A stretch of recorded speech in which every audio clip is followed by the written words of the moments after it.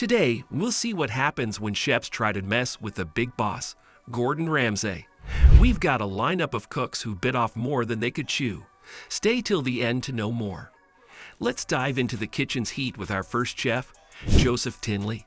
He didn't last long, but boy, he left his mark. Joseph strutted into Hell's Kitchen with a chip on his shoulder and a penchant for pushing buttons. So there was this one dinner service. Everything was bubbling. The pots, the pans, and Joseph's temper. He decided it was his night to shine, but not for his cooking. He stood up to Gordon Ramsay, of all people. The kitchen went silent. You could hear a pin drop, or in this case, a chef's career. The aftermath was like a bad taste that lingered. The team was shaken up, left trying to pick up the pieces while Joseph marched out, leaving behind a trail of chaos. His early exit was a lesson to all. In the high-stakes game of Hell's Kitchen, it's not just about what you cook, but also about keeping your cool. Stepping into the flames now, we've got Ellis Harris, a chef whose name went down in Hell's Kitchen history not once but twice. When Elise was in the kitchen, you could bet on fireworks and not the good kind. She was about making waves, sometimes riding them to victory, other times crashing right into her team. And the red team felt the heat from her fire. The team had to juggle not only their stations, but also the sparks flying off Elise's. Every conflict, every rule she decided was optional.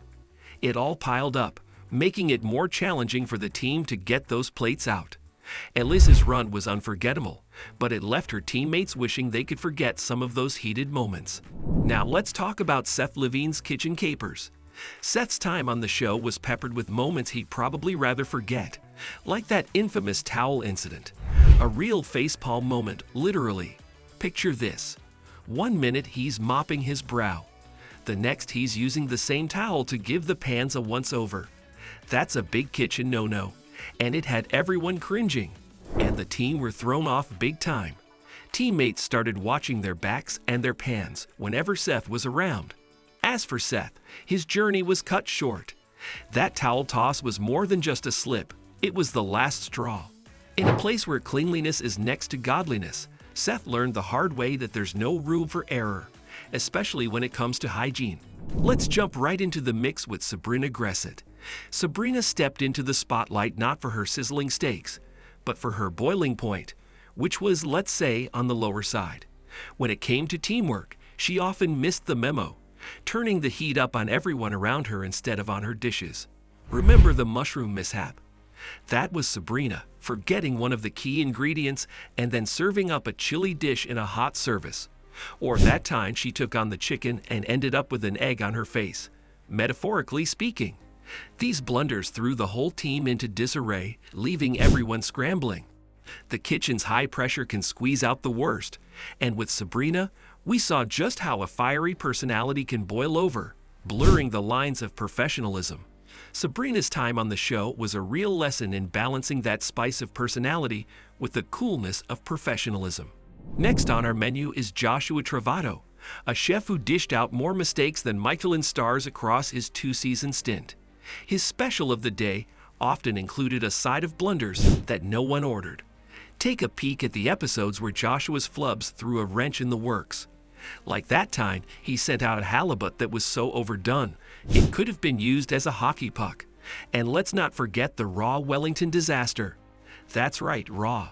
You could almost hear the collective groan from his team as another mistake meant another setback in service.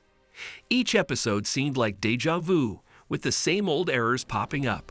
You've got to wonder if he ever had that aha moment in the kitchen. Sure, he had the passion, but in the culinary world, it's the precision and improvement that count, and that's where Joshua missed the mark. So what's the deal with Gordon Ramsay? He runs the kitchen like a boss, no doubt. Gordon's tough for a reason. He's not just there to shout. He's like that strict coach who really wants to see you win. He's all about making these chefs better. And yeah, he can be super strict, but he's also got this side where he's like a teacher. He doesn't just tell you what you did wrong. He shows you how to do it right. That's Gordon for you. A little bit of thunder and a lot of wisdom, all rolled into one. Did any of these kitchen clashes make you shout at the screen? Maybe you've got a hot take on who really should have been sent packing. Let us know in the comments below. See you in the next one.